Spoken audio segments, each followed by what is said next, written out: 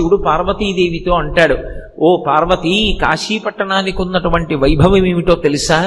సుదతి, పాపములకు ఎదుర్చుక్క కాశీ. ఓ వెలది, ఉపపాతములకు విషము కాశీ. ఓ కళ్యాణి, కళ్యాణముల కాటపట్టు కాశీ. ఓ భామ, ముక్తికి పుట్టినిల్లు కాశీ. కాశీపట్టణానికి ఉన్నటువంటి గొప్పతనం ఏమిటి అంటే, ఓ సుదతి, పార్వతీదేవిని పిలిచి అంటాడు, పాపములకు ఎదుర్చుక్క కాశీ.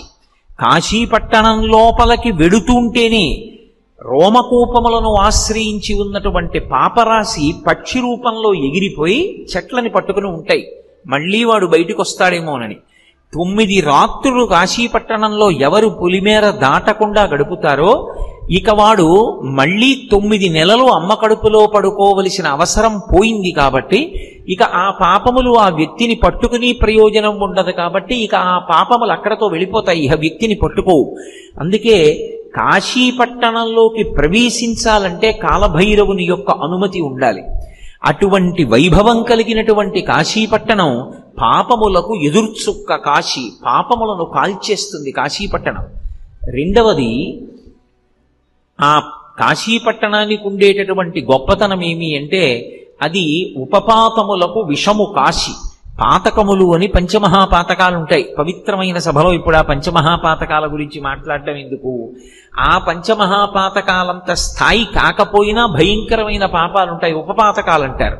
ఆ ఉపపాతములకన్నిటికీ కూడా విషపు చుక్క కాశీ. అవన్నీ కూడా నశించిపోతాయి ఆ కాశీ పట్టణం లోపలికి ప్రవేశించినంత మాత్రం చేత. అంత గొప్పది. కాబట్టి ఉపపాతములకు విషము కాశీ. అంతేకాదు, భామ, కళ్యాణముల కాటపట్టు కాశీ.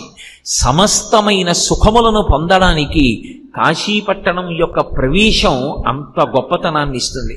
కాశీపట్టణానికి వెళ్ళడం, కాశీలో ఉండడం, కాశీలో విశ్వనాథుణ్ణి విశాలాక్షిని దర్శనం చేయడం అంత గొప్పవిగా చెప్పబడతాయి.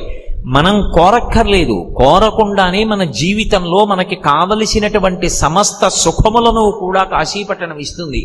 అందుకే భామ, కళ్యాణముల కాటపట్టు కాశీ.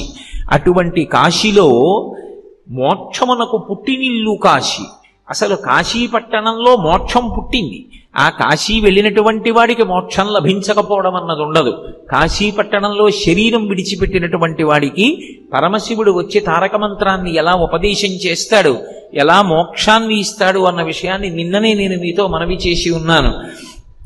మహానుభావుడు పాలిండ్లు కదలంగ పసిడిపయ్యద వీచువ చలాధిపుని కూర్మి ఆడుబిడ్డ ధూత్కారమొనరించి తొండంబు ముక్కున శిఖరారావంబు జిలుకుడుంఠి ప్రత్యక్షమై వచ్చి భాగీరథీ గంగ మృదుల హస్తము సాచి మేను నివురు ప్రథమోత్తముండు భృంగి భయరక్షణార్థంబు పాలాగ్రమున తీర్చు భసితరేక దక్షిణ శృతిమీదుగా ధాత్రి త్రెళ్ళి పెద్ద నిద్రకు మాగన్ను పెట్టువేళ పంచజనులకు తారక బ్రహ్మ విద్య అభవుడుపదేశమునరించునప్పుడు కాశీ.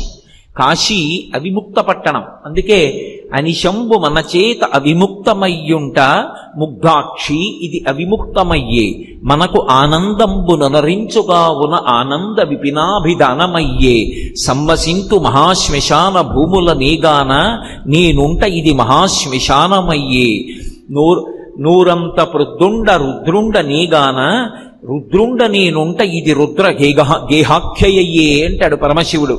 ఆయన మహానుభావుడు అక్కడ ఉన్నాడు కాబట్టి ఆ పట్టణం ఎప్పుడూ పార్వతీ పరమేశ్వరుల యొక్క స్పర్శని కోల్పోనటువంటి పట్టణం. ఆయనకి ఆనందం ఇచ్చేటటువంటి పట్టణం కాబట్టి ఆనంద విపినాభిధానమయ్యే ఆనందకాననము అని పిలుస్తారు. అంత గొప్ప కాశీ పట్టణానికి ఒక లక్షణం ఉంటుంది. కాశీపట్టణంలో నాకు ఇది కావాలని అడగకూడదు. ఒక్క అన్నపూర్ణమ్మ దగ్గరికి వెళ్ళి అడగడం వినా ఎక్కడ అడగరు. ఎందుకంటే కాశీ వెళ్ళి అడగడానికి కావలసినంత శక్తి మనకి లేదు. మనకేమొచ్చు అడగడం. అందుకే కాశీ వెళ్ళి కొబ్బరికాయ తెచ్చుకున్నాడు రాను ముతక సామెత పుట్టింది. కాశీ వెళ్ళి కొబ్బరికాయ తెచ్చుకున్నాడు రా అని ఎందుకంటారంటే విశ్వనాథుడు మోక్షాన్ని ఇచ్చేస్తాడు అక్కడ. అక్కడ ఉపపాతకములు పాపములు కాల్చేస్తాడు. కళ్యాణముల కాటపట్టు, ముక్తికి పుట్టినిల్లు విశ్వనాథుడు, శ్రీ విశాలాక్షి అక్కడ వచ్చినటువంటి భక్తజనులను అలా అనుగ్రహిస్తూ ఉంటారు. అటువంటి కాశీ పట్టణానికి వెళ్ళి విశ్వనాథుడి దగ్గర నిలబడి అడగమంటే మనకి ఏమొచ్చని అడుగుతాం? మహా అయితే వచ్చే సంవత్సరం నాకు ప్రమోషన్ రావాలని అడగాలి. దిక్కుమాలిన ప్రమోషన్ ఎందుకు పనికొస్తుంది? 60 ఏళ్ళు వచ్చిన తర్వాత పేరు పక్క మాజీ ఎందుకు వచ్చింది? అది కాదు. ఆయనని ఏ